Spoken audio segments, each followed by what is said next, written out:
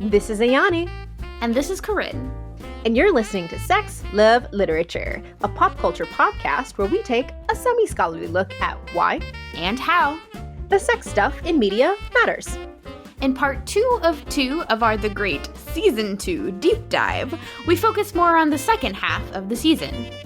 We take a closer look at Peter and Catherine's evolving relationship, how sex is used to build story, and why, to quote Aunt Elizabeth, women don't end up with men who fuck their mothers. Indeed. Indeed. If you have a friend who'd like a little SLL in their lives, maybe send them a link to your favorite episode. And don't forget to leave us a 5-star review on Apple Podcasts or Podchaser to help other people's friends find us. All right, on with the show. All right. Hello, everyone. Welcome back to Sex, Love, Literature. To those of you tuning right back in from our The Great Part 1 episode, welcome back. To those of you joining us fresh, hello. You might like to listen to The Great Part 1 for more of a deep dive about character introductions, plot summary, and our general impressions.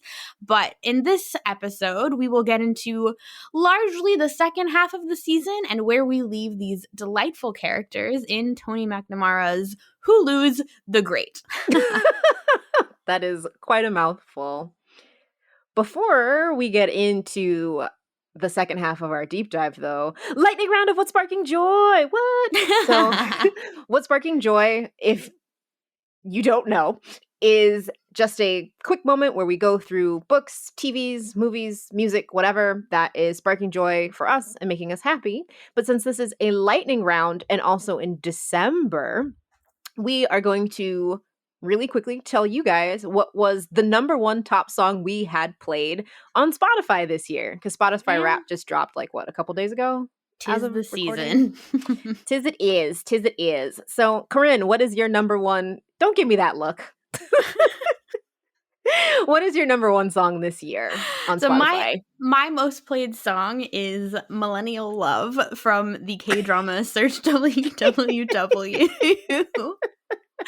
I think I played it maybe 454 times or something totally whack. I don't know. Part of that is because it's on my sleepy time playlist, but just like because it's called Millennial Love, which sounds very cheesy, which like it kind of is. Although I do wonder if they have the same names for different generations in Korea, and I don't know that.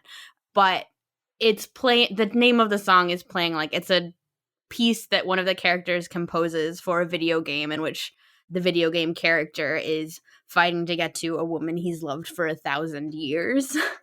So, but then they also go back and play that song like for the main romance of Park Morgan and Bae-ta-mi.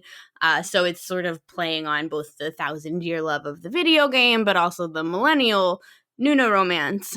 So older woman, younger man of Bae-ta-mi and Park Morgan. So that is my number one top played song. What's yours, Ayani? No, really quick before we jump to me, tell them about your top genres. Okay, well, I don't know why you gotta call me out like that, but my top genres were really funny because they were all like essentially different versions of the same thing. So I have a history. It is not new for me to listen to the soundtrack of whatever I'm watching. That's the thing I have done I've been doing that for over a decade. But it is new that the only thing I'm watching is K-dramas.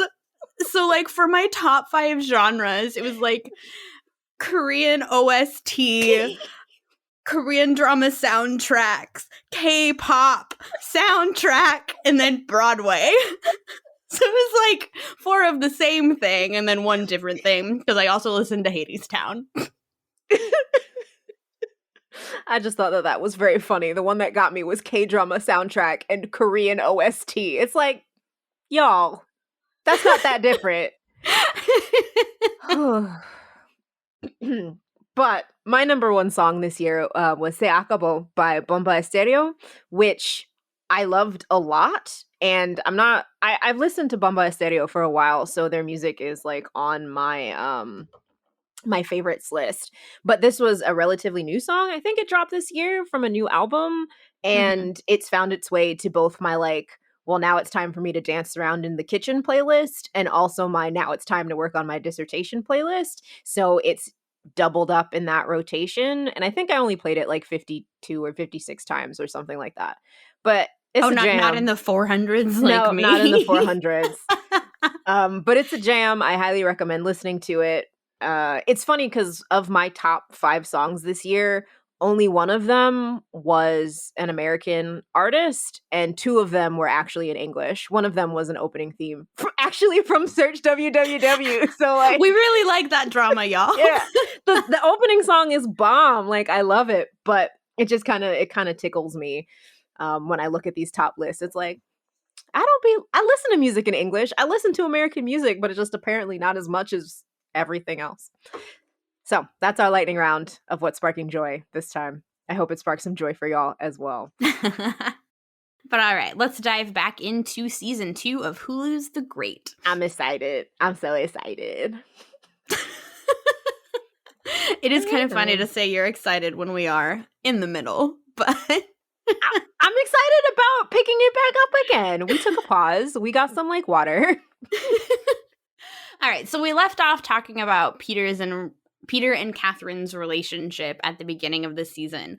But so as on their enemies to lovers journey, there are a lot of steps that are like, it's not just like a straightforward enemies to friends to lovers. It's like enemies to friends to enemies to lovers to, I don't know. There's just like a lot, and there's a lot of cooing happening, and yeah.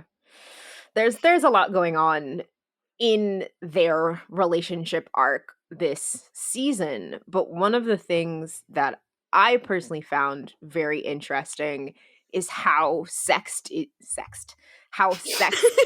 used to build this kind of enemies to lovers trajectory. Mhm.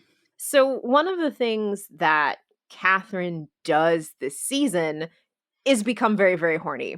So she's going through a lot of effects of her pregnancy, let's say. Mhm. But since Leo has died, she hasn't had sex with anyone, it seems like. So Mariel and Elizabeth are trying to help her find ways to get her rocks off, one of which is seeing if maybe sleeping with one of her guards could work. It doesn't work. He has beard lice, and nobody wants beard lice. Blah.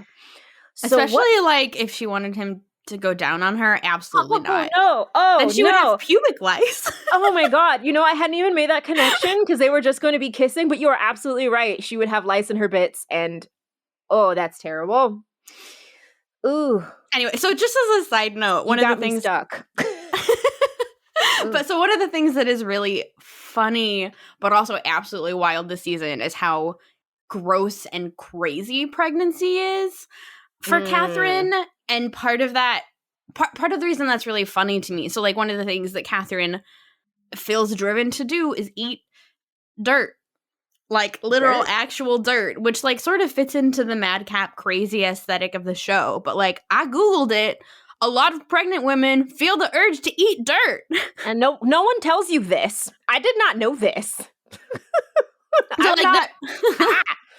So they're taking things that sort of like are outside of like the realm of the imaginable and putting them in this crazy world, but that are actually like real. Like wanting to eat dirt. Catherine also like feels like she's got to lick rusty nails. There's just like a lot happening to her body that is insane. Yeah, it's funny, the dirt eating, I was like, oh wow, that's a lot. And then when she licked the rusty nail, I was like, oh, okay, that's related. She's into this dirt earthy thing. Why not lick a rusty nail? That's fine. She also does a lot of drugs this season. She does shrooms with Archie to see God. She does cocaine to have energy because she's tired. She doesn't want to sleep because she keeps dreaming about Leo.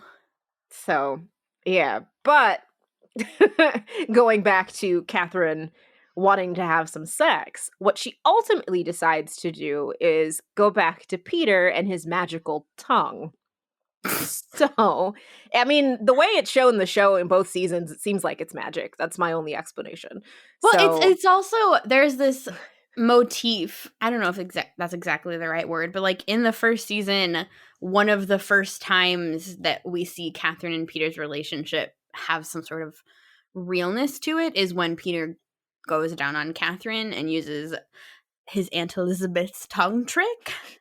So like it's something that was like purely for Catherine's pleasure instead of just for the creation of an heir, which now they have succeeded in creating. Right. But now Catherine's really horny. So like, and it's really interesting thinking about why Catherine would choose to go to Peter.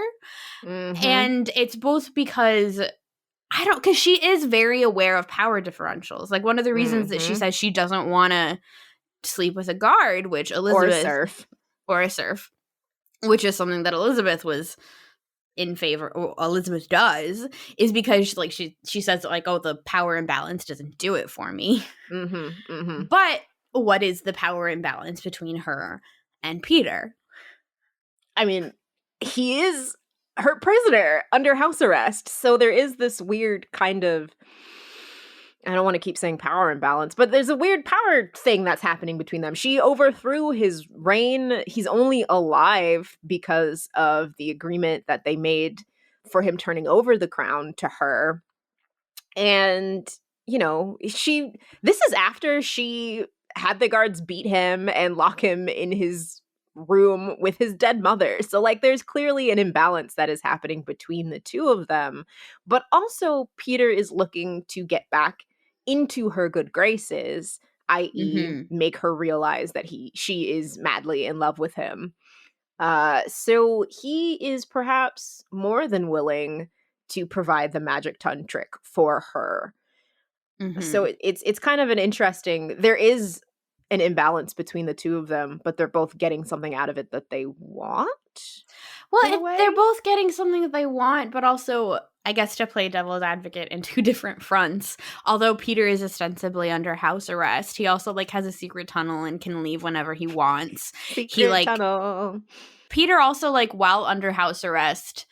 So that Peter, while he may be formally under house arrest, is not functionally under house arrest because he like goes out into the woods. He like throws a baby shower party thing. He like is doing all of these things that belie the hold that Catherine has over him. But then thinking emotionally about Peter getting something that he wants by going down on Catherine. Also, Catherine is taking advantage of his love for her. Oh, absolutely.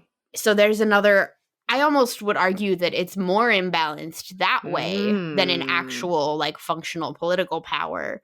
Interesting. Their emotional power is much more imbalanced to me. Interesting. That you'd also, Peter, who is shown to be a sociopath, that you're leaning towards his kind of emotional well-being here. Interesting. You're also a Nicholas Hoult fangirl, so. Okay, I'm kidding. I mean, I'm serious, but I'm kidding. Your analysis is not impacted by your fangirliness. I will say one thing, listening back to the first episode, I am a little bit hot for Peter in the first season, so if I was hot for that in the second season, I have no hope. Yeah, it's it for you. It's it for you this season. But Peter kind of like going down on her at her whim and behest is one of the ways that their arc hinges upon sex. Because Catherine is drawing a line and is like, they're not kissing, they're not having any kind of penetrative sex, but also she is not returning the favor. So it's a one-way kind of oral sex relationship. And she's throwing up these walls about you're servicing me and that's all it is kind of a thing. Whereas Peter comes to the point where he's like, well, I don't want to just do this if, you know, it's just a service that I'm providing to you because I do love you and because I do care about you. And I think that's kind of an interesting turning point because I'm throwing quotes around this, but he's fine to do it until he kind of is like, well, this isn't progressing at all. And it becomes a whole thing where she's like, well, I'm just going to finish myself off then and you can leave. And then she makes a whole bunch of moaning noises, but is really too angry to do anything and just storms out of the... They're also doing this in the breakfast room on the table, you know, so... Well, and that episode, I think, is a really interesting one because it does legitimately make Peter angry. And he's like, well, I don't love her after all, blah, blah, blah. And Catherine makes like a political strategic error that results in an uprising of the serfs and a potential opportunity for Peter to coup her back. Yes. And I think that leads to one of what was to me one of the most somehow romantic moments of the season. You are an interesting bird, Corinne.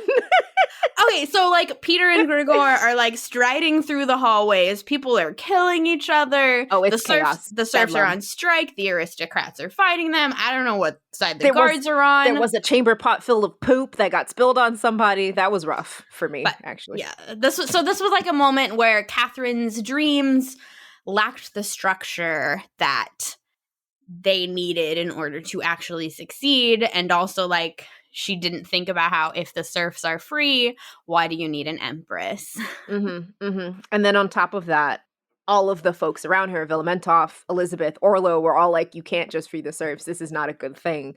And she got really mad at them for not supporting her dream and kicked them out of the room.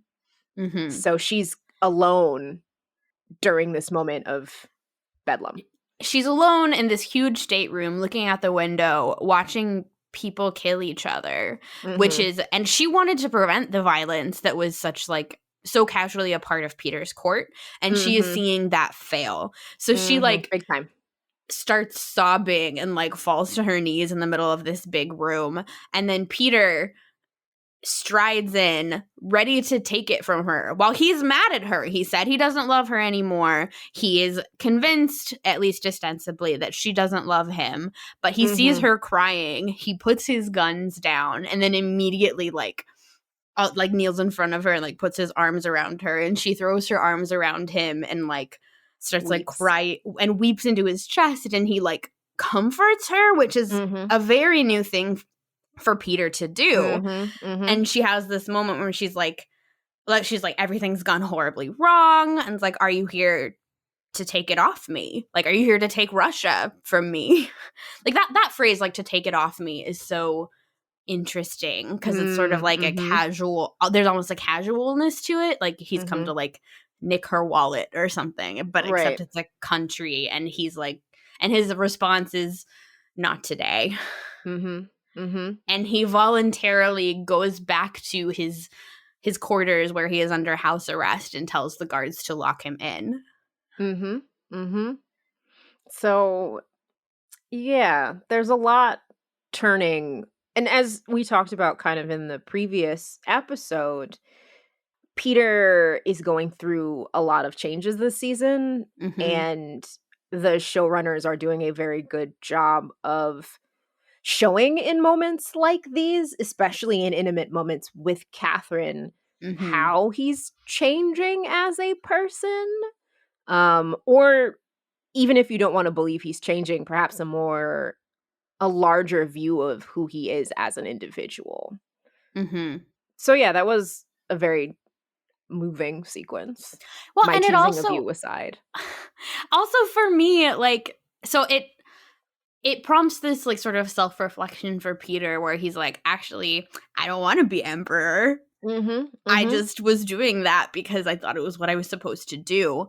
But it also, for me as a viewer, sort of maybe broadened what I believed Peter was capable of in loving someone.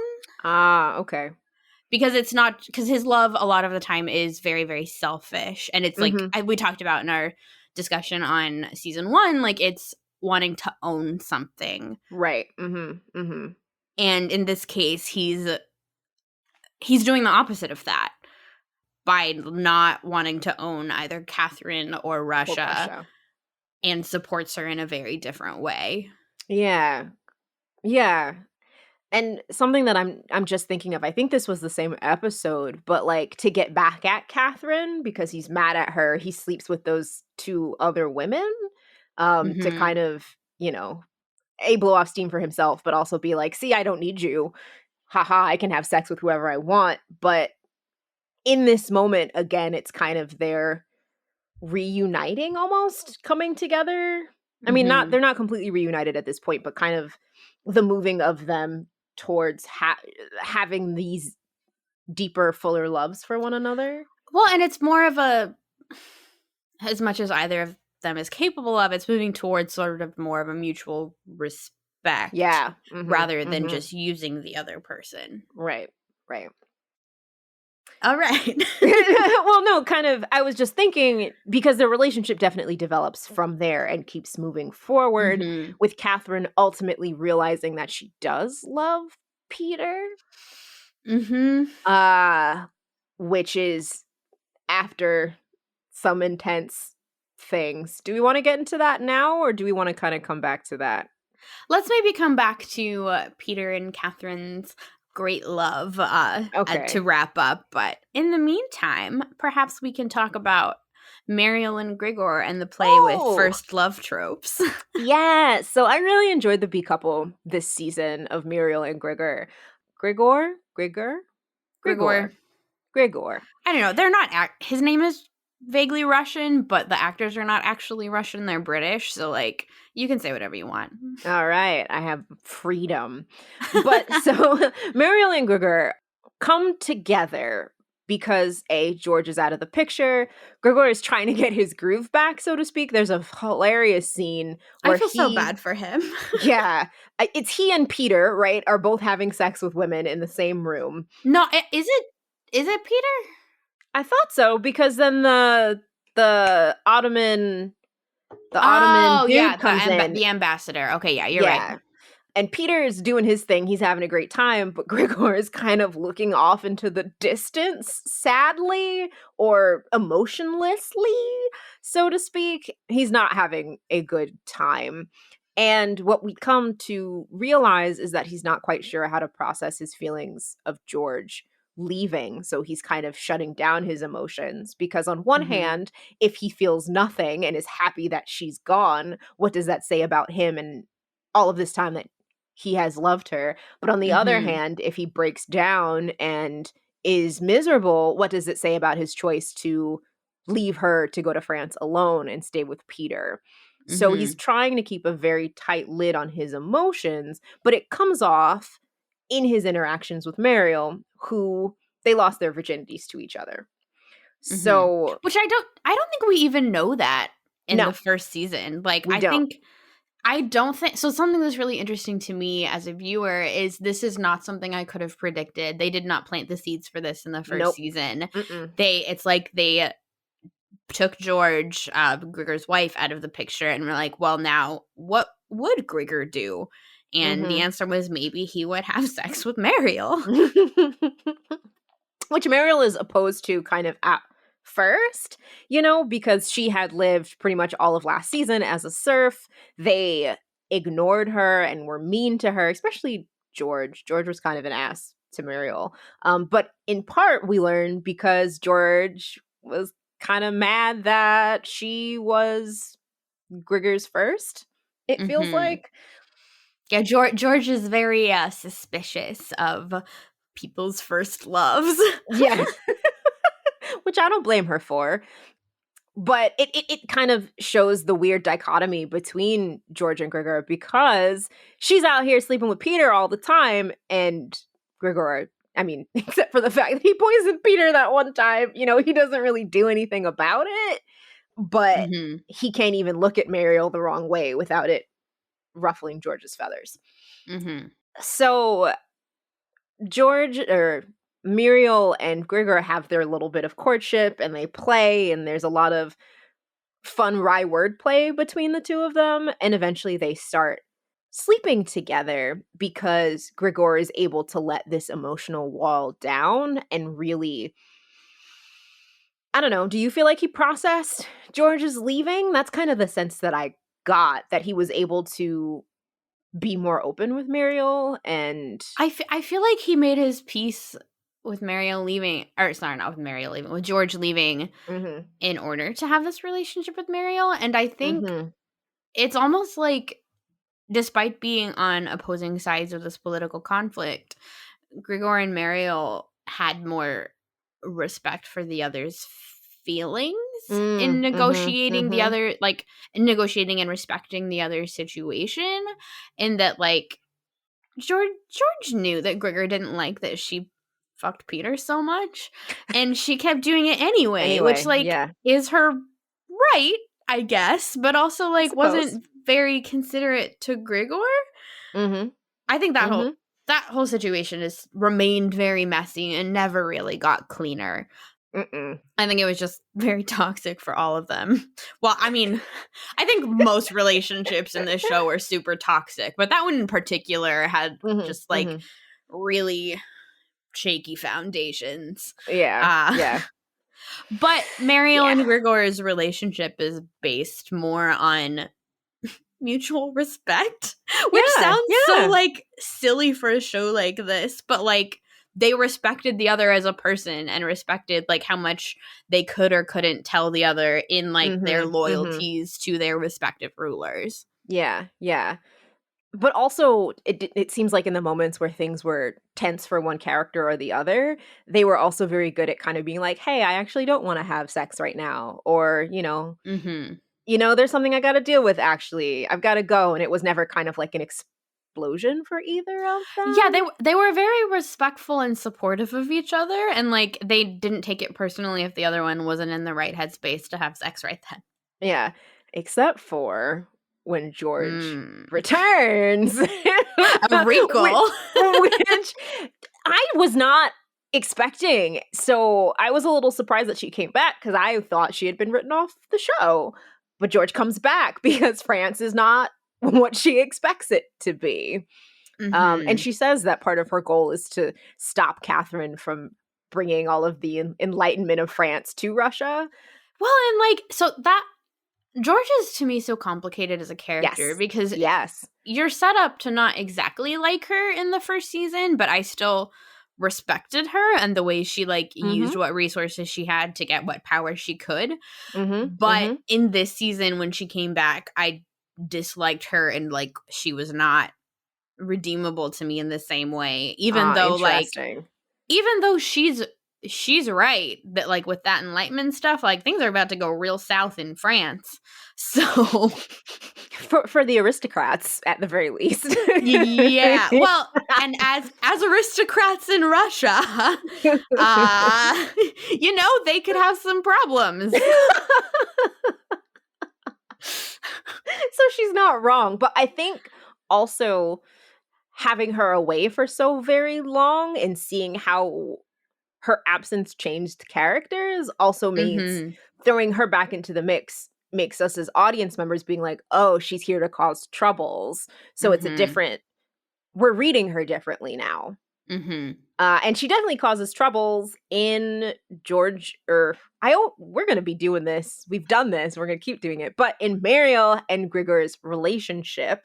because part of Mariel's trouble this season is that her father dies. And one of the threads narratively is that a woman's status in the court is tied either to her husband or to her father, Yeah, right? women can't inherit.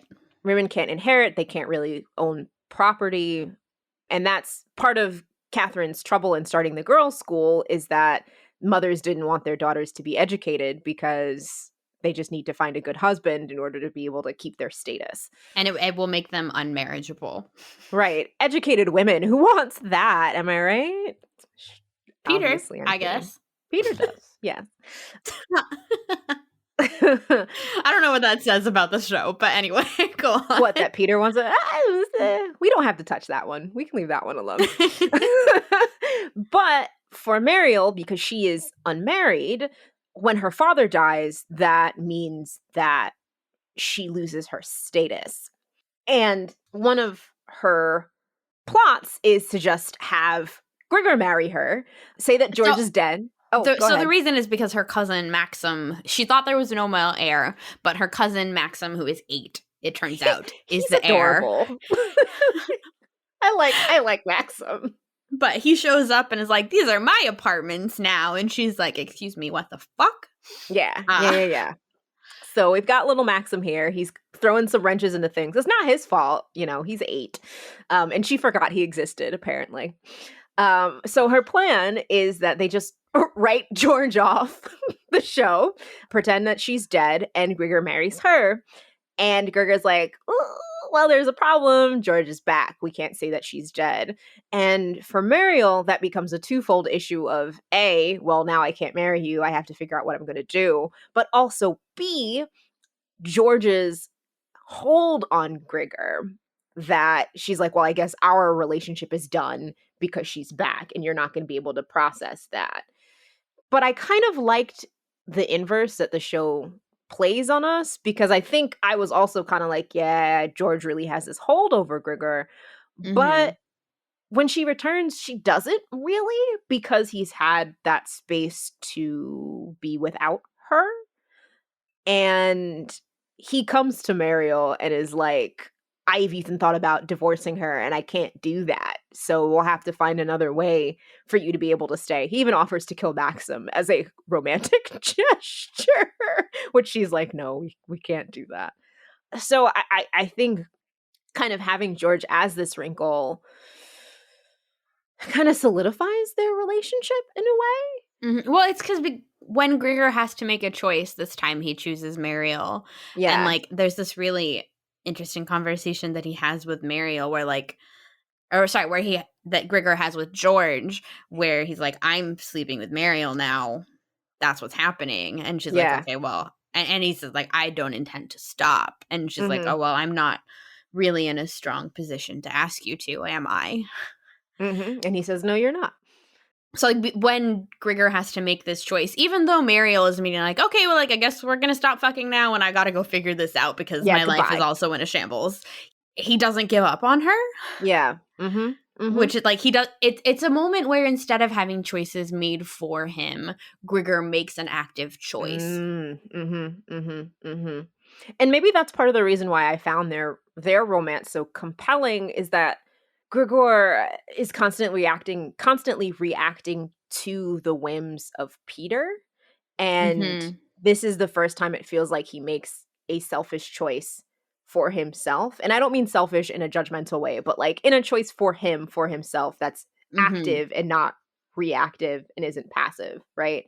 Yeah. So do we want to talk a little bit about what Mariel ends up doing?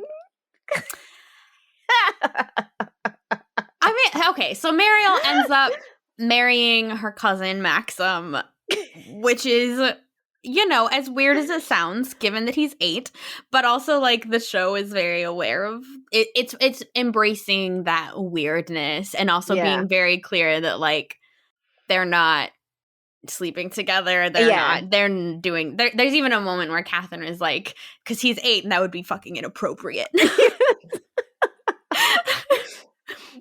But everyone kind of accepts that this is the thing that is happening. And there are also some tongue-in-cheek nods, not related to Mariel and Maxim, about kind of relationships in the court, where I think it was Arcady and Tatiana, but they were talking about someone marrying their sister, but we're going to pretend that they're cousins because, it's just what we got to do. We don't want to be rude. So there's kind of an acknowledgement that there are things like that happen in the court from time to time. So nobody is looking down on Mariel for making this decision. But also Maxim trying to plan a wedding is hilarious. He's like, we should just eat ice cream for everyone. And she's like, we cannot just have ice cream. And did he want a cake in the shape of like a horse? And she was like, absolutely not, or something like that. So there's also like this hilarious the show is constantly aware that Maxim is still a child because like in one of the finale showdown scenes, like they're at this wedding dinner where we get to this final confrontation between Peter and Catherine, where like Orlo and Elizabeth they don't know what's gonna happen. So Orlo and Elizabeth are like, we should take all the children out, right? And Orlo's like, I guess we can't take out the groom though. He has to stay. Though Maxim does have a really funny exit where he's like, I'm tired and I ate too much cake, so I need to go now. I'm like, oh, he's such an 8-year-old. I found him delightful, personally speaking. But yeah, it's a weird kind of situation that they put clear boundaries around, but it's also kind of, I guess, poking at this thread of, I don't want to say women's empowerment because I feel like that's a little hand wavy, but like the status of women has been a conversation throughout this whole season. Mhm. And I think if The Great gets a third season, fingers crossed, that women's rights is going to be a major part of it Mhm. because it's something that undergirds a lot of the conversations that are happening here. Well, and also, like, Mariel's marriage to Maxim is really complicated thinking about who has what kinds of power because obviously Mhm. Maxim is a child. He is 8 years old. He is not like by convincing Maxim to marry her, Mariel is exerting the kind of power she has over him as an adult, as an Yes. authority figure, as Mhm. his older cousin. But on the other hand, Maxim, this 8-year-old kid, could come in, throw her out of her apartment, what are no longer her apartments. Yep. And so there are some ways in which Mariel has a lot of power and other ways in which Mariel has none. None. Mhm. And also Maxim is going to continue to grow and get older. Mhm. Unless they kill him, then do the rights go to her? I hope they don't. Yeah. He's delightful, but Well, I mean, I think I don't know inheritance law in Russia, and I certainly don't know the Greats version of inheritance law in Russia. So, but I think it's gonna be complicated and messy no matter what Yep. happens, Yep. particularly as Mariel and Grigor's relationship develops in the 3rd season, Mhm. and as Mariel got arrested at the end of the show. Oh, But bo bo bo. but anyway, we should maybe talk about I don't know. Do you want to talk about Archie? Do you want to talk about Elizabeth? Do you want to talk about Catherine's mother? I kinda wanna talk about Catherine's mother, if I'm being honest, because I think she factors so importantly into Peter and Catherine's relationship, but also Mhm. some of the bad decisions that Catherine makes as the season goes on. So yeah, why don't we talk a little bit about Catherine's mother? Because she was quite an introduction into the show. So Catherine's mother is played by Gillian Anderson, who is a delight, who is stuck in my head because I finished watching Sex Education's third season relatively recently.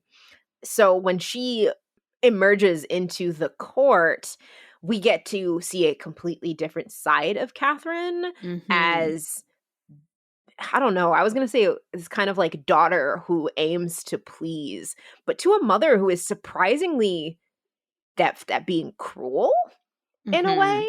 Mhm. And that's not how I was expecting the character to go when she was introduced this season. But Joanna is not a nice lady and she's not a nice mom, but what she's kind of described as and what she's famous for is being a woman who got her daughters married to kings. So all of Catherine's Mhm. sisters have been married to kings. I think the king of Spain was one of them, if I'm remembering correctly. Maybe Portugal? Catherine to Russia, and she was brokering a deal to Louis of France for her final daughter. However, Catherine, did a little coup and and perhaps kings are not so wild about the thought of a bloodline that has coup potentialities. So Joanna blows into court very upset about this, though under a guise of kind of like cool caring for her daughter. Yeah, like motherly concern. Yeah, and I don't know, I feel like it turns Catherine on her head because she's viewed her mother as someone who cares about her and who has always held her up as, like, bright and intelligent and has believed in her, and her being like, "Wow, this coup, that was a terrible thing that you did. You ruined your sister's chances of getting married to Louis, but I'm here to fix that," kind of, like, shakes her foundation and gives her Mhm. a rash. Apparently interacting with her mother brings out Yeah, this rash. it's the return of Catherine's hives from the 1st season. Oh, I forgot she got hives in the first season. I think it's when Peter is ill and from being poisoned, and she Ah. almost inherits Russia that way, but she gets Okay, okay. when Catherine is emotionally unsettled and lacks confidence in herself, she gets a rash. Oh, God. As a physical manifestation of it, it looks very uncomfortable for Oh, it her. looks so But uncomfortable. so there's this dynamic where Catherine obviously deeply loves her mother and wants to please her and wants her to believe in Mhm. her, but also Mhm. like her belief in herself and her confidence in her decision making are also constantly shaken by her Yep. mother's comments and by her mother's Mhm. point of view. And Gillian Anderson does such an excellent job of acting this character. The way she delivers her lines is very pointed, so, like, even as a Mhm. viewer, I felt the undercut of the way she was saying things and how that could potentially tear Catherine apart. But one of the things that is really spicy about Joanna is that she wants to sleep with Peter. So Ah. so when she goes to meet Peter with Catherine, she writes Peter off as kind of like, I forgot the exact adjective that she uses, but pretty much calls him like a dullard, right? He's uninteresting, Mhm. uninspired. But then she goes back later that evening and is like, I actually don't think about you that way. I find you intriguing, and is like propositioning Peter. Mhm. You know, her goal is to get Catherine and Peter back together so that Peter is also on the throne and she can then get her final daughter married to Louis. But also, she wanted a little bit of a dicking down too. And that's weird on a variety of different levels. Mhm. And Elizabeth is like, women don't tend to like men that sleep with their Oh, mothers. it's her line is like, so she's having this chat with Peter, and I really love this line, so I think it stuck in my memory. And I Oh, also put it on my please. Then stories. But she's like, I'm only going to say this once. Women don't end up with men who fuck their mothers. So, And then Peter's like, interesting insight. Not always true in my experience. but for 2 episodes, we have this undercurrent of Joanna trying to sleep with Peter and Peter trying to be like, no, I Well, will and not sleep with you. it is also interesting. So, like, they end an episode on this when Elizabeth and Peter have this conversation where Elizabeth has been trying to pull the strings so that Peter will successfully worm his way back into Catherine's heart. Like, she Mm-hmm. says, like, if you fuck Joanna, Catherine will kill us. Mm-hmm. Mm-hmm. Mm-hmm. Because, like, Elizabeth has a good hold on what exactly that kind of betrayal would mean to Catherine, because Mm-hmm. Elizabeth Mm-hmm. understands the way that Catherine thinks. And Catherine accepts, I think, to a certain degree, that Peter is uh very generous with his love. But there is Mm, that's a good way to put it. yeah, that was a generous way to put it. But she will see it as the ultimate betrayal if Peter sleeps with her mother.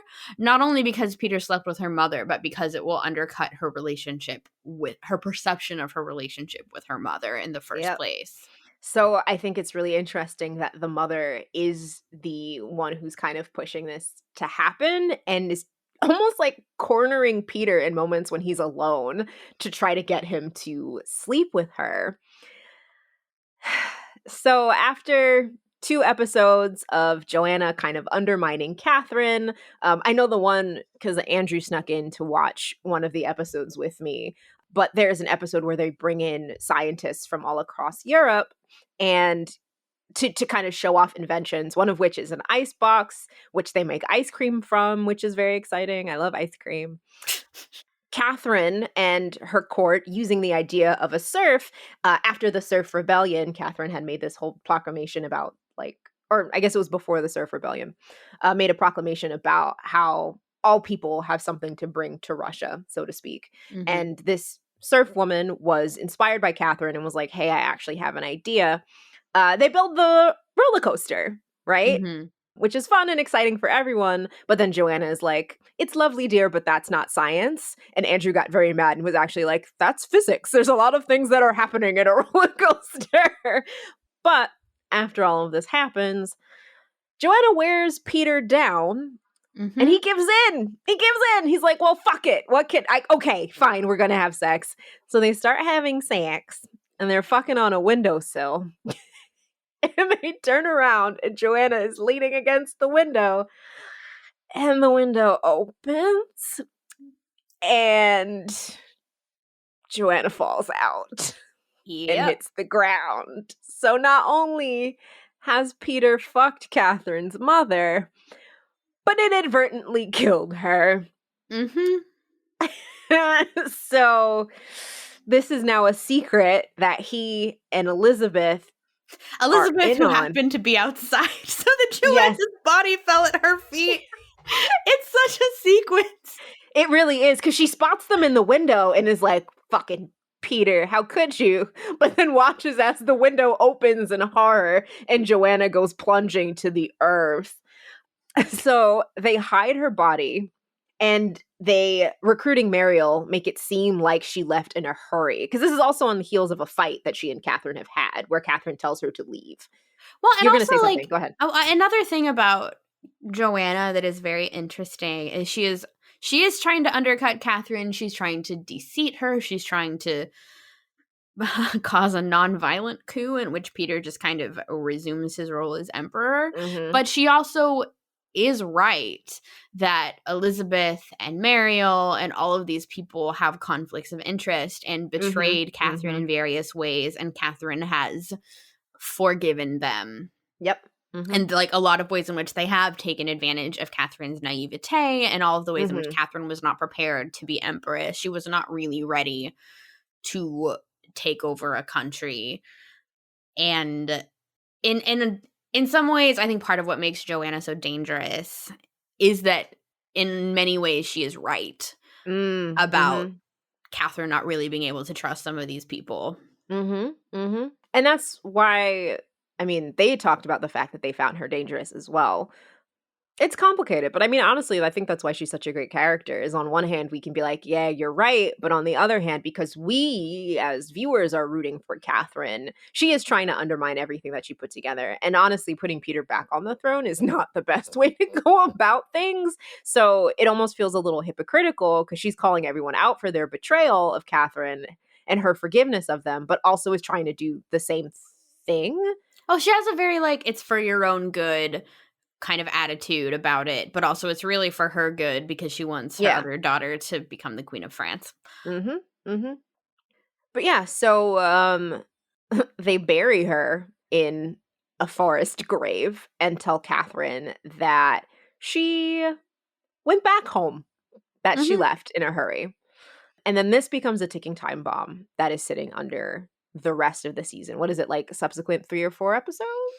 3 episodes. So we have the countdown to Catherine giving birth. We have the episode in which Catherine gives birth, and then Elizabeth absconds with their child. And then we have the episode in which Catherine finds out the truth, confronts the leader of the Ottoman Empire, and then comes back and has to decide what to do with Peter now that he has fucked and killed her mother.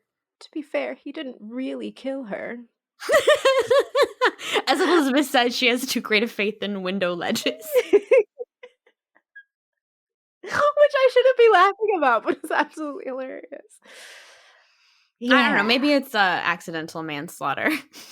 Because, I mean, it's not like he pushed her, you know? I mean,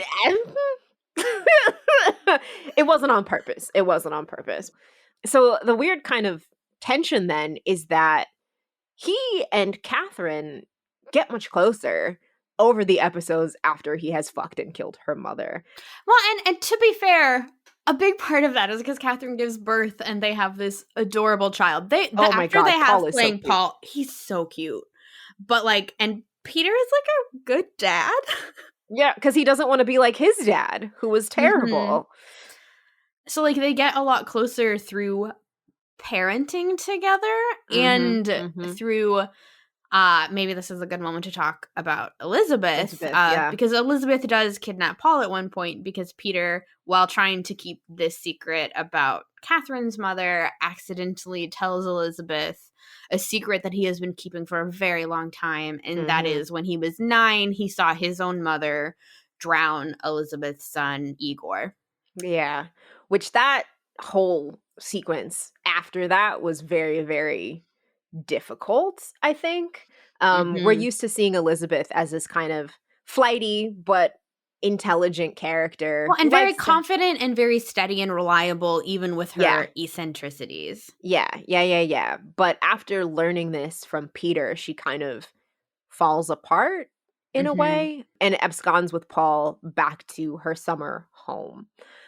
So Catherine and Peter have to, or they don't have to, but they make the decision to go together to get him back, and they use one of Peter's stand-ins, Pugachev, to Right. There is an ongoing joke that is deeply hilarious of like Peter having these doubles, most of whom look nothing like him, but one of whom does. yeah, Pugachev, who is kind of gross though. He's a gross dude. But they go off to get Paul. And when they get there, Elizabeth is kind of calling him Igor and, taking care of him as she would her own baby and all that kind of stuff. Mhm. And it was heartbreaking. It was heartbreaking Mhm. because Elizabeth, it's very clear, loved Igor very much, but also had been blaming herself for the fact that he died because he drowned while he wasn't under her watch. And that was actually something that Joanna threw back in her face while they were talking. Oh, that was so because like Joanna had said something about Elizabeth like being a mother or asking if she was a mother, and then Elizabeth was like, "Yeah, well, like I did, but he drowned." And then Joanna's response is like, "Oh, like so you're not really a mother anymore, are you? Technically?" And it's Yeah. so bitchy. Yeah, it was so bitchy. And then it affected Elizabeth a lot, so much so that she had to kind of get up and remove herself from the conversation. Mhm. So watching her interact with Paul, but calling him Igor was kind of like, I don't know. It was a difficult sequence for me. But when Catherine and Peter get there, she hasn't. She's pretty much like, please forgive an old woman a bit of make pretend. Like she knows it's Paul. Mhm. She was just so hurt by what Peter had told her that, I guess she needed this moment to be with Igor again. Well, like one of the things she says, like to explain why she left with Paul, is she just felt this overwhelming sense of danger and like Mm, just left, had to which go. Mhm. it's like something that is really interesting about Elizabeth is she is fundamentally a very kind person who Mhm. also understands what it is like to live at court and the sacrifices and compromises one must make in order to survive. Mhm. Mhm. And it's like her feeling, her understanding of how dangerous court is, which she normally is able to keep at bay and negotiate. Mm. It overwhelmed her in that moment because of she also knows how dangerous it is, particularly for children and Mhm. particularly for royal Mhm. heirs. Mhm. Yeah. So, it was a lot. It was a lot. One of the things that Peter says to her after I guess in this moment where they go to get Paul is pretty much that, he wasn't able to protect Igor, but he should have continued to protect her from the truth, which I thought was interesting. It's building on kind of what we said when he hugged Catherine in that moment, that the way he's showing love to people is different this season. That Mhm. was a very selfless thing to say to Elizabeth. Mhm. It kind of reminds me, even though this show is very, very different in tone and is goofy in a lot of ways, it does Mhm. come up against these really serious moments where, like, Mhm. this is a little bit far afield. But so one of my favorite authors who I study a lot is Krishna Kishore, blah, blah, blah, No. blah, blah.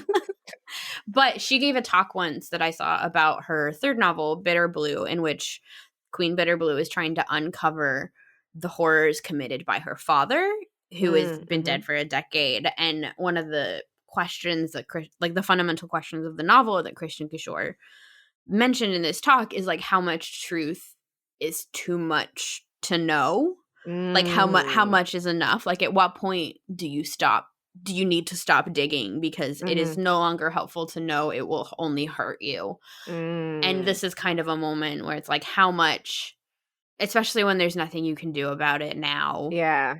how much truth is too much. Yeah, and it's interesting too because Elizabeth kind of wrestles with that in the moment because she had for all of these years been beating herself up for letting Igor go into the forest. Mhm. So on one hand, she can forgive herself, but now she's got this terrible truth that she has to hold on to for the rest of her days. about something that her sister did to her. So, Yeah. yeah, it was a complicated and sad, I think, episode in a lot of ways. It was also interesting, so sort of shifting then to Peter and Catherine and where we Yeah. leave them. It brought them a lot closer, both because they Mhm. responded to the disappearance of their son with the same kind of panic. Like, they both Mhm. care a lot about Paul, but they Mhm. also then had to spend time alone in a carriage for 6 hours to get Yep. there, and they Mhm. often, because everything is so public at court, they really don't spend that much time alone where they have to confront their feelings for each other, and Yep. particularly Mhm. where Catherine has to confront her feelings for Peter. She can Mhm. distract Mhm. herself most of the time with other things, and in this case, because of circumstances, she cannot. Yep. Mhm. I think they end up having sex for the first time after this, right? Not So obviously not for the first time she's pregnant, but, like, for the first time this season. consensual, it's because I love you, penetrative sex. Yes. Yes, yes, yes, yes, yes. Sorry, using Catherine's definition. But Yeah. yeah, yeah, yeah, yeah. So this is the first time that they won't, yeah. And it sucks because they are realizing their love for each other, but the fact that he fucked and killed her mother is hanging over the entire thing. So as an audience, like, you can't really enjoy it, if that makes sense. Well, and 'Cause it's both that Peter fucked and killed her mother, but also he remains fundamentally a threat to Catherine, that yep, if he chose to, he could do a coup at any yep. time. At any time, there are people waiting to coup her in the wings. Mhm. So, do we wanna round out our conversation with where we leave them at the end of the season? I know we didn't get really a chance to talk about Archie, Really quickly, who's going through a lot. poor Archie is having a hard time. He apparently was wild in his youth and then found God and some element of self-control, and then he kisses Basil, a priest who is Leo's cousin who comes to town, and then that just unleashes Archie's unhinged sexual appetite. Yeah, yeah, and Archie feels like he's been abandoned by God. So one of the things he does is he Mhm. takes mushrooms to see God and has a very particular image of God as an old man, an old bearded man, Mhm. and after that kiss with Basil, he can't see him anymore, but also he's been afraid to try because he feels like he's been abandoned by God, so he doesn't quite know what to do. He takes to whipping himself to try to get things under control, but also starts to crack and is like, just grabbing people and being like, "I wanna fuck you," and then letting them go, so he's going through it, and I don't know where this is all gonna end up because it hasn't been resolved by the end of the season. There is this really interesting moment, which I think sort of shows how far Archie and Catherine's relationship has come, in which Mm, Archie, he essentially knows. So Catherine finds out that Peter fucked and killed her mother, and it sends her for a huge fucking loop. ugh, yeah, woof. Peter, through a sequence of events that we're not going to get into, Peter finds out that Catherine knows, and then so Catherine goes to the border where they're fighting the Ottomans. That's a whole nother situation. That's a whole deal. It's very Yeah. interesting, but Oh, and also at this point, Catherine's relationships with Orlo and Velementov are in the shitter. Orlo has left court. He's gone back home to his community, and she and Velementov are at odds because the war with the Ottomans is not going very well. That she mhm. had not wanted to do, but then when they tried to kill her, she was like, "Well, we're gonna fucking bury him in the ground." But the war has not been going as she wanted it to, i.e., a lot of people are dying, they're not winning, so her and Velementov are also not in a good place. Please continue. But so through the sequence, Catherine sort of has to. So she finds this information about Peter, and she has to decide what to do. And through the sequence, she essentially gets Orlo and Velemontov, who she's had this falling out with because running Russia hasn't been what they all had hoped. Yeah, but also she wasn't listening to them. She's being very her way is the right way and not taking anyone else's advice or opinions, even though they are supposed to be her advisors. Oh yeah, I'm not. I think they all are in the wrong in various ways. Oh, sure. Nobody, everyone's the asshole here, as they say. But so they sort of regather their forces, and then Catherine basically realizes that she has to kill Peter. And then she comes back and she runs into Archie, and they have this really frank and honest conversation, which is so interesting because she didn't have a falling out with Archie in the same way that she fell out with Orlo and Velementov and Elizabeth, because he wasn't on her side in the first place. They came to an understanding later, and Archie, I think, had a more realistic understanding of what Catherine was and wasn't. So Archie has this conversation with Catherine about I don't know which one of you I'm going to support. Good luck.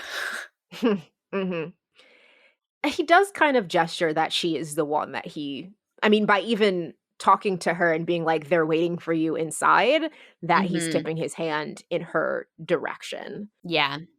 Yeah, I'm really curious what they end up doing with Archie in the third season, because he's losing his connection to his church, of which he runs, is literally the patriarch of, but also is not sure how to live with this new version of, or this, I guess, old returning version of himself. So, yeah. But so the season ends, I think, in this really complicated place between Catherine and Peter, where they're across from each other in this banquet hall at Mariel and Maxim's wedding. And Maxim has no idea what's going on, too. He's so oblivious. Poor baby. So Peter and Catherine do these big speeches where it seems like they have forgiven each other and have decided on peace and on love. And then when everyone is partying, when Peter's decided not to do the coup, Catherine has Velementov and Orlo and the soldiers come in and arrest everyone who she forgave in the first coup. Elizabeth wasn't arrested, though. She doesn't arrest Elizabeth, and she doesn't arrest George, but she has Mariel arrested.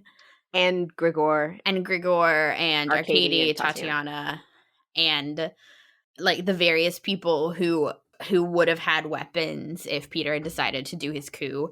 And then Catherine goes and kills the person who she thinks is Peter. Woof.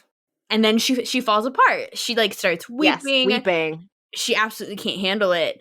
And then it turns out it was Peter's double, Pugachev. He made it so far. And Peter comes back in, and Catherine throws her arms around him, weeping, in this sort of mirror of Peter's first "I could have cooed you and I didn't" moment. Yeah. To Catherine's "I could have murdered you and I tried to, and it turns out I can't." Yeah. Yeah, she did, though, but if that had been Peter, she would have murdered him. If that had been Peter, he would be dead, but she did it, and I don't think she can do it again. Yeah, I don't think so either. So we end with Catherine and Peter in a really interesting position. Also, Pugachev isn't fucking dead. I don't know how. Oh, yeah, he got up and walked away. What the fuck was that? With a bunch of stab wounds bleeding in his back, he just gets up and strolls out. Fucking Pugachev. Oh my god. So we end with Catherine and Peter in an embrace, in where she's weeping, and his expression is a little inscrutable. I'm not exactly sure what he's thinking in that moment, in my opinion. But the Mariel arrest for me was quite interesting, because she's also the one who told Catherine that Peter fucked her mother and then pushed her out of a window. So it's an interesting reversal in that Mariel should have kept, or I won't say should, Mariel could have kept her mouth shut. And she found this out from Grigor, so, you know. Yeah, who wasn't supposed to say anything either. And also who wasn't really involved like Mariel was. But also Mariel didn't know. Mariel knew that Joanna was gone. She didn't know how, and she didn't want to know the details. Yeah, she assumed that Elizabeth killed her. So, and I think Mariel said something to Catherine primarily because of her deep hatred for Peter. She could have lived with it if Elizabeth killed Joanna, but she couldn't live with it that Catherine and Peter were getting back together and Joanna's blood was on his hands, so to speak. Mhm. So the fact that she was arrested, but Elizabeth wasn't, when Elizabeth was just as involved in the cover up, Mhm. and that George got to go free also, I guess because George made a grand proclamation about wanting to help Elizabeth or Yeah. help Catherine Catherine. believes George's lie that she had her mind opened in France and wants to help Catherine free the women, whatever. Yeah, But yeah. so they're setting something up there for season 3. Yeah, yeah. But Muriel's arrest was kind of like a shocker to me. Mhm. Did you see Well, it coming? Was I the only one that was blindsided? I was not blindsided, I think, because to me it was like Catherine realized that all the people she was too easy on the first time around, and they've been living in this sort of kind of interim peace, and Catherine realizes that she needs to be a lot harder, and sometimes that's going to mean killing people and not forgiving them. So she's going back and doing what she should have done the first time. And Hmm. that means not trusting Mariel because Mariel betrayed her. Mm. But still trusting Elizabeth. Oh, it's so interesting. We're in really interesting spaces at the end of this season. So we've kind Although of I will also say, so Elizabeth, I think, is still, she's doing this both sides thing. But if she has to choose, she's going to choose Catherine because she sends Peter a note telling him to run, but she stays with Catherine. But I think we are still supposed to doubt her. hold on. You read that as her choosing Catherine? Because I read that as her choosing Peter. Because I, she said I made my decision already, like shortly after mhm. we found out that she sent the note. And if she was saying she was fully on Catherine's side, she wouldn't have said anything to Peter. She wouldn't have told him to run. She told Peter to run though, and if Peter runs, he doesn't get the throne. But he also gets to live because she knows that Catherine is planning on killing him. That's true. I think Elizabeth's positioning remains complicated. Yes, I agree. I agree. But I think that familial tie is what pushed her a little bit towards Hmm. Peter and sending him the note. Although I will also say that Catherine perhaps is not always the best strategic thinker, but if she has No. Elizabeth on her side, she does still have that veneer of legitimacy and Mm, mhm, continuity mhm. of the bloodline if she has Elizabeth's Yeah. support. Because Yeah. there are people who support Elizabeth that if Elizabeth supports Catherine, Catherine then maybe has enough people to keep it. But if Mhm, she doesn't mhm, have mhm. Elizabeth, she doesn't have enough people. Yeah. So there's a No, way that's in which fair. Elizabeth isn't disposable, and Mm. Mariel doesn't bring a faction. Yeah. Yeah. Oof, though she does have Archie. So we'll see how Meryl being arrested impacts Archie's relationship to Catherine as well.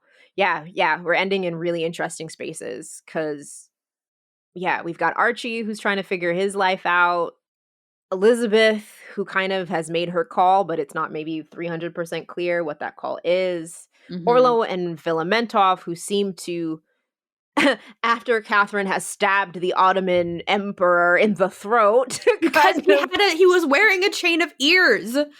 Oh, and he looked at her ears. it I don't know. was He was. Oh, go ahead. he was just so fucking creepy. Yeah, I mean, he was going to try to kill her. Like, I don't. Mhm. She acted in self defense. She I did. think. And Elizabeth had just saved Catherine's life Yeah, yeah, yeah, from yeah. the Oh, Ottoman that is emperor. true. That is true. Elizabeth did save her life, but we've got Orlo and Vilmontov kind of back in her. There's this kind of regrouping Yeah, with a harder, more practical Catherine yeah. because Hmm. of all the things that have gone wrong for her this season. She can no longer afford to be the kind of idealist she wants to be. Yep, yep. So this is where we are. I really hope there's a season 3. I haven't seen anything about it being greenlit, but like they should greenlight it so that we Apparently can watch it. it took 2 months for them to greenlight a season 2 after season 1 finished airing. Really? Okay. So there is hope remains. Hope remains. Good. Hope springs eternal. So this will kind of wrap up our conversation about Hulu's The Great season 2. What did you think if you've watched it? Do you have deep feelings about where the characters are ending up? Are you just a Peter fangirl like my co-host is and just want to talk about him all the time? We did get a little Peter butt in there too, so we didn't really talk about that, but I think it'd be remiss if we did not mention on our podcast that you do see Peter's butt at the end of the season. But if you'd like to talk to us more about The Great or anything else for that matter, you can find us on Facebook, Instagram, and Twitter at SexLoveLit, all one word. So please come talk to us about our episodes, about things you'd like to see us do in the future. Also, make sure to follow us on your favorite podcast platforms of choice, be that Spotify, Stitcher, Apple, wherever. And if you're enjoying our conversations, you can leave us a 5-star review and a comment. 5-star reviews and comments, especially on Apple Podcasts, help other people find our conversations and join in on all the fun too. So yeah, do we have any upcoming things that would be fun for people to know about? I know we did some for the first part of this duology. We can repeat those, but yeah, just a reminder, we will be having Leah Riley from the Afternoon of Delight podcast join us to talk about love triangles, both in K-dramas and otherwise. Should be fun. Yeah. But yeah, thanks for tuning in. See y'all next time. Bye. Bye.